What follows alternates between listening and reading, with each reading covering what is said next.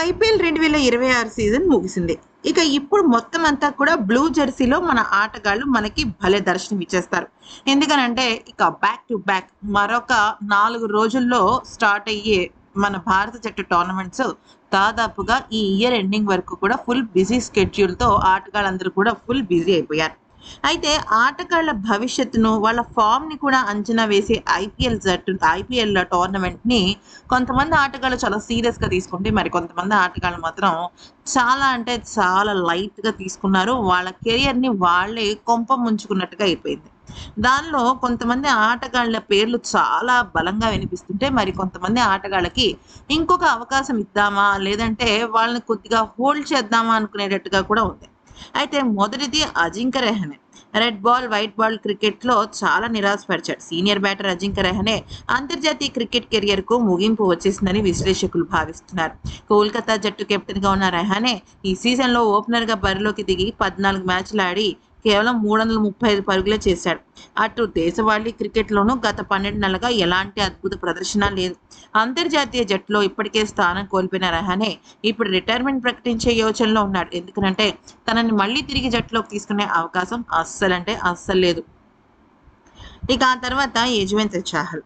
భారత star leg spinner Yuzvendra చాహల్‌కు కూడా ఈ ఐపీఎల్ ఒక రకంగా చెప్పాలి అంటే ఆశించిన స్థాయిలో జరగలేదు. పంజాబ్ జట్టు తరఫున ఆడిన చాహల్ 14 మ్యాచ్‌లాడి 12 వికెట్లు పడగొట్టాడు. అయితే పరుగులను అడ్డుకోవడంలో ఘోరంగా విఫలమయ్యారు. ఐపీఎల్ చరిత్రలోనే అత్యధిక వికెట్లు తీసిన రికార్డు చాహల్ పేరున ఉన్నప్పటికీ ఈసారి అతడి బౌలింగ్‌లో మునుపటి మ్యాజిక్ కనిపించలేదు.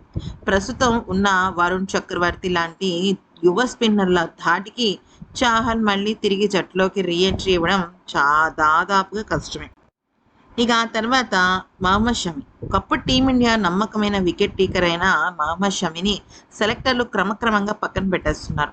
ఆఫ్ఘనిస్తాన్ సిరీస్లో అతనికి చోటు దక్కకపోవడమే దీనికి ఉదాహరణ. లక్నో జట్టు తరఫున కొత్త బంతితో ఇన్నింగ్స్ అద్భుతంగా ప్రారంభించిన టోర్నమెంట్ ముగిసేసరికి అస్సలంటే అస్సలు ఊపు కొనసాగించలేకపోయాడు. 13 మ్యాచ్ల్లో 12 వికెట్లు తీయడంతో పాటు భారీగా పరుగులు సమర్పించుకున్నాడు. 35 ఏళ్ల వయసున్న షమి తరచూ ఎక్కువగా గాయాలతో ఇబ్బంది పడుతున్నాడు. దాంతో అతనికి ఆల్మోస్ట్ సెలెక్టర్లు గుడ్ బై చెప్పేసినట్టే. ఇక ఆ తర్వాత ఈ పేరు చాలా వింతగా అనిపించినప్పటికీ కూడా హార్దిక్ పాండ్యా విషయంలో కూడా ఇప్పుడు సెలెక్టర్లు చాలా గుర్రుగా ఉన్నారు. కెప్టెన్గా పూర్తిగా ముంబై ఇండియన్స్ జట్టును నడిపించడంలో విఫలమయ్యాడు. పోనీ వ్యక్తిగతంగా బ్యాటింగ్ ఏమైనా చేయగలడా అంటే అది లేదు. ఇక బౌలింగ్ కూడా అడపాదడపా గాయాల కారణంగా పక్కన పెట్టేస్తున్నాడు. సో ఇక ఇప్పుడు హార్దిక్ పాండ్యాని కేవలం అంటే మొన్నటి వరకు కనుక చూసుకున్నట్టయితే వన్డేల నుంచి తీసేశారు. టెస్ట్ క్రికెట్లో ఉంటాడో లేదో తెలియదు. టీ20లో మాత్రమే కొనసాగుతున్నాడు. కానీ అలాంటి టీ20లో కూడా సరిగ్గా రాణించకపోవడంతో సెలెక్టర్లు ఇప్పుడు వేరే ఆప్షన్స్ వెతుక్కుంటున్నారు. సో సెలెక్టర్లు కనుక వన్స్ నిరూపించుకోలేని ఆటగాళ్ళని పక్కన పెట్టేయడం జరిగితే అది చాలా కష్టమైన పని. ఇక ఇక్కడ హార్దిక్ పాండ్యాతో పాటుగా అక్షర్ పటేల్ కూడా ఈసారి ఐపీఎల్‌లో అస్సలు రాణించలేకపోతున్నాడు. అయితే ఒకప్పుడు Axar Patel the game changer.